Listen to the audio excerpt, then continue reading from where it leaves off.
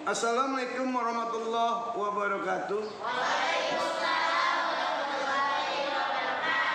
Alhamdulillahirabbil alamin wa bihi nasta'in ala umuri waddin wa ala alihi washabihi ajmain amma ba'du. Wa qala Allah ta'ala fil Qur'anil azim. A'udzu billahi minasyaitonir rajim. Bismillahirrahmanirrahim.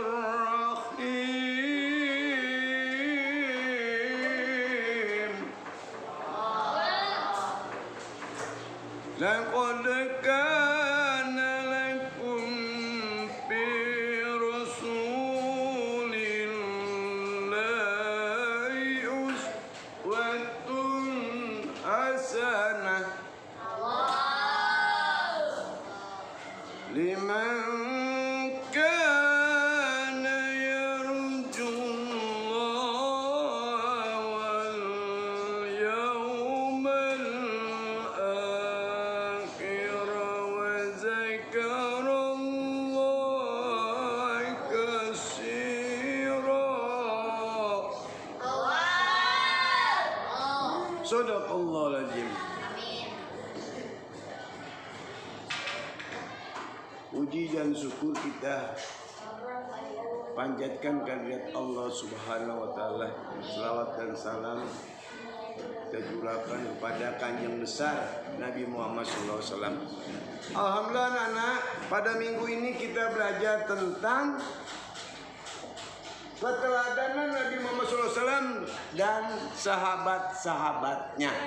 Semester 1 tahun ajaran 2021-2022 untuk kelas 6. Baiklah anak-anak, yang tadi firman Allah Bapak bacakan dalam surat Al-Ahzab surat 33 ayat 21. Pada diri Rasulullah suri toladan yang baik,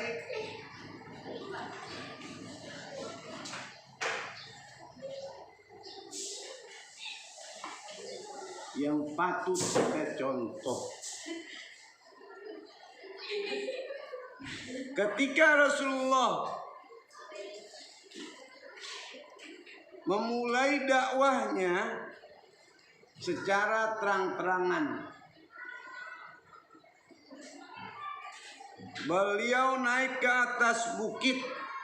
Di sana beliau berseru, "Wahai kaum Quraisy, berkumpullah. Aku akan memberikan sebuah berita kepada kalian." Kaum Quraisy berdatangan mendengar suara lantang Rasulullah Shallallahu Alaihi Wasallam. Mereka berkumpul untuk mendengarkan berita dari manusia yang terkenal sangat jujur itu. Setelah orang-orang Quraisy berkumpul, Rasulullah berseru, "Saudara-saudaraku, jika aku memberi kabar kepadamu, di balik bukit itu ada musuh yang telah siap siaga hendak menyerang kalian. Apakah kalian semua percaya?" Tanpa ragu sedikit pun, semua menjawab dengan mantap, "Percaya."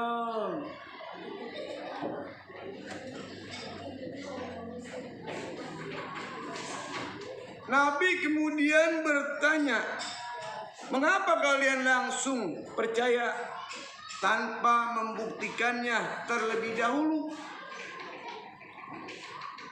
Orang-orang yang hadir di sana kembali menjawab dengan penuh keyakinan, "Engkau tidak pernah berbohong satu kali pun, wahai Al-Amin." Jadi Nabi kita Muhammad SAW disebutnya sama orang Quraisy itu Al-Amin, artinya dapat dipercaya. Al-Amin.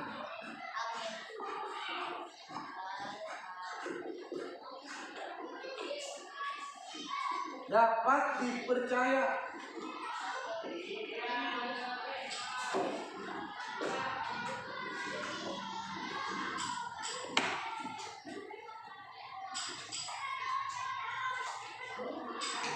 Engkau adalah makhluk, engkau adalah manusia paling jujur yang pernah kami kenal. Begitu orang Quraisy ucapannya. Hal itu membuktikan bahwa Rasulullah SAW benar-benar bersifat sidik atau benar. Kejujuran Rasulullah tidak diragukan lagi. Perkataannya dipercaya oleh orang-orang Quraisy.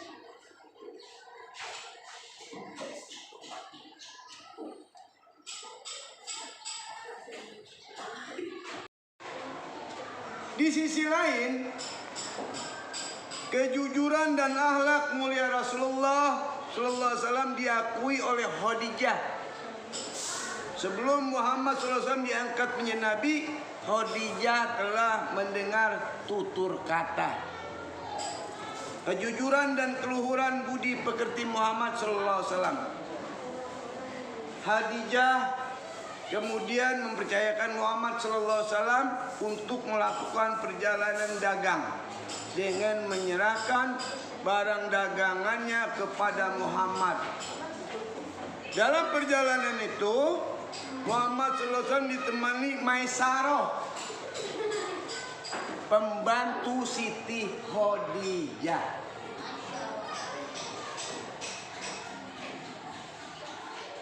Pada saat kembali, Maisarah menceritakan tentang perjalanan beliau bersama Muhammad. Maisarah juga menceritakan kejujuran Rasulullah SAW yang luar biasa, bukan luar binasa, luar biasa.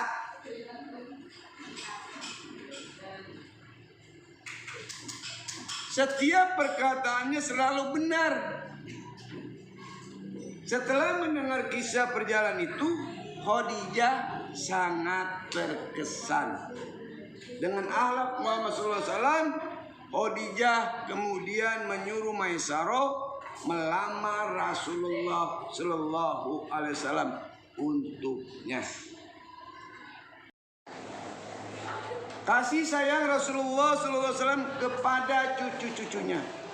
Pada suatu hari, ketika Rasulullah Sallallahu Alaihi Wasallam sedang khutbah Jumat, tiba-tiba di sela-sela khutbahnya Rasulullah Sallallahu Alaihi Wasallam turun dari mimbar. Jamaah sempat kaget melihatnya. Ternyata yang menyebabkan beliau melakukan hal itu adalah karena kedua cucunya yang masih kecil, Hasan dan Husain, menangis.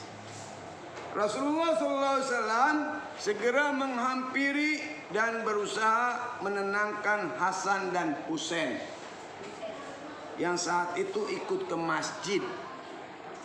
Tak lama kemudian, melalui bahasa isyarat dan kelembutan hatinya, tangisan mereka mereda dan beliau pun melanjutkan khutbahnya sampai selesai.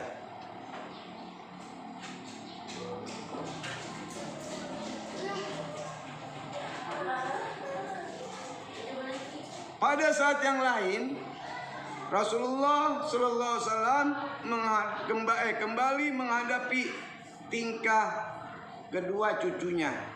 Kali ini kedua cucu mungilnya yang polos ini tampak memanjat punggung Rasulullah yang sedang mengerjakan sholat sunat 2 rakaat.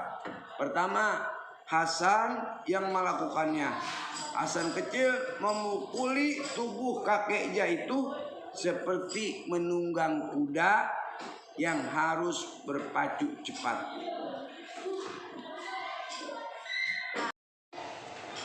Hal-hal yang menunjukkan Rasulullah SAW sebagai rahmat bagi semesta alam. Pertama, Rasulullah dengan keteladanannya dapat mengubah perilaku masyarakat Arab jahiliyah menjadi lebih baik Kedua, Rasulullah dengan kecerdasannya atau patona dapat menjadi penengah dalam perselisihan pembesar Quraisy saat akan meletakkan Hajar Aswad di dinding Ka'bah. Ketiga, Rasulullah mampu mempersaudarakan kaum Ansor atau Ansar di Madinah dan kaum Muhajirin yang ikut hijrah bersamanya dari Mekah ke Madinah. Keempat, Rasulullah Shallallahu Alaihi Wasallam dapat menjadikan Madinah sebagai kota yang tertib dan aman. Kelima, ajaran yang disampaikan Rasulullah SAW tidak hanya untuk masyarakat Arab saja, tetapi saat ini telah tersebar ke seluruh dunia. Sekarang kita berada di Cikaret Seti Cibinong, Kecamatan Cibinong, Kabupaten Bogor, Provinsi Jawa Barat, Indonesia. Kepemimpinan Rasulullah SAW yaitu Abu Bakar Siddiq yang memimpin dari tahun 632 Masehi sampai dengan 634 Masehi. Nama lengkap Abu Bakar Siddiq ialah Abdullah bin Abi Quhafa. Di zaman pra-Islam beliau bernama Abdul Ka'bah. Nama Abu Bakar adalah pemberian Rasulullah karena dia termasuk orang yang lebih awal masuk Islam. Abu Bakar Siddiq dilahirkan pada tahun 573 Masehi. Abu Bakar berasal dari keluarga terhormat di Mekah. Abu Bakar termasuk salah seorang sahabat yang paling awal masuk Islam, sehingga termasuk dalam asabiqunal awwalun atau orang yang pertama masuk Islam. Gelar As-Siddiq diperolehnya karena ia membenarkan ajaran Nabi dan berbagai peristiwa yang dialami Nabi tanpa ragu sedikit pun, terutama Isra dan Mi'raj. Abu Bakar adalah seorang yang terkenal dengan kebaikan, keberanian, sangat kuat pendiriannya, mampu berpikir tenang dalam keadaan bahaya sekalipun. Penyabar yang memiliki tekad kuat dan lembut. Selain itu, Abu Bakar merupakan seorang yang cerdas dan ilmunya sangat dalam dibandingkan sahabat lainnya.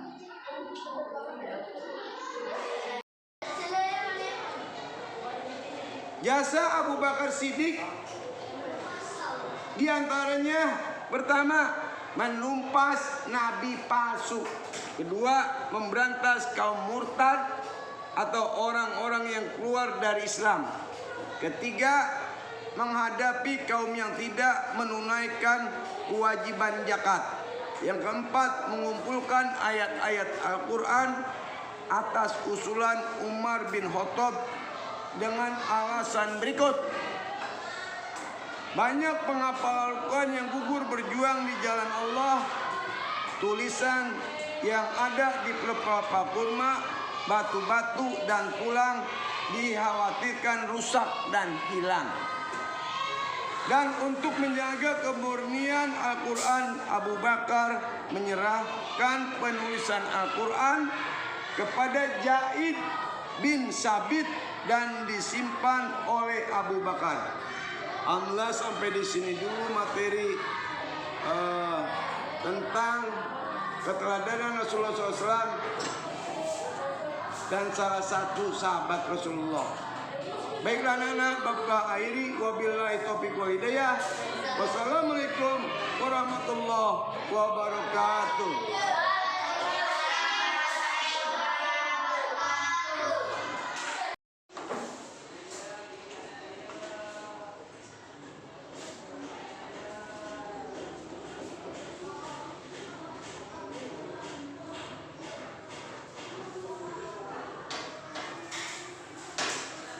Assalamualaikum nak.